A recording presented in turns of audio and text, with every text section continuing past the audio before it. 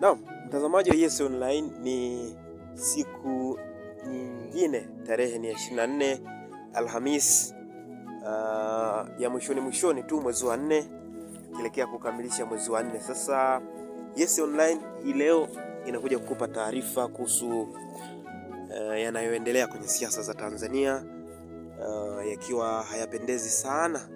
Sasa taarifa ambayo imetoka muda huu ni kwamba Chama cha Demokrasia na Maendeleo Chadema kimethibitisha kuwa makamu mwenyekiti wa chama hicho, hususan kwa upande wa bara, John Heche amekamatwa na jeshi la polisi asubuhi ya leo tarehe 24 2025 April, ambapo amekamatwa akiwa pamoja na Chacha Heche, mwenyekiti wa Chadema mkoa wa Mara, na walinzi wawili.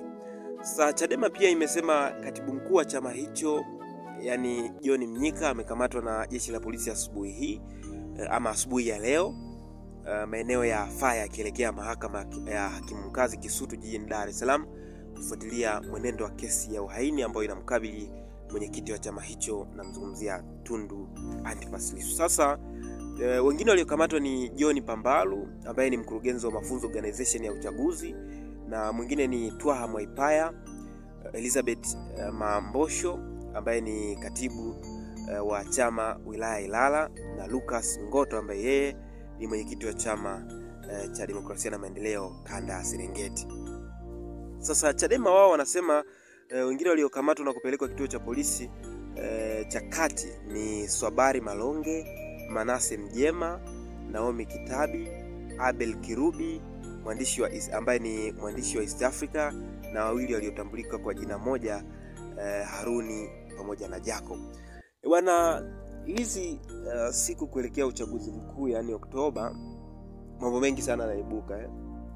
Siku kadhaa zilizopita aliongea Jenerali Ulimwengu akionyesha baadhi ya madhaifu kutoka serikali kuu ambayo imeshikilia dola hivi sasa.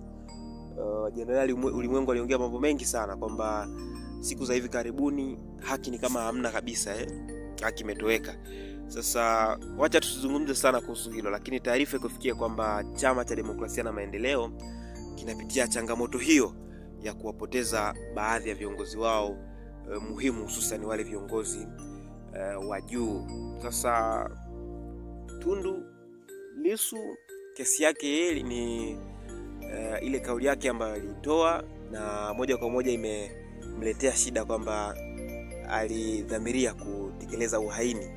Sasa hii leo kukamatwa kwa John Heche kunaleta pia mashaka kwamba inawezekana hata yeye akapewa kesi ya aina hiyo. Sasa nini kitaendelea? Nadhani ni swala la kusubiri siku zisogee, tutajua nani anastahili kuwa wapi, na hatima ya viongozi hao wawili wakubwa ndani ya Chama cha Demokrasia na Maendeleo Chadema, ambacho ndio chama kinachoongoza kwenye ile kambi ya upinzani.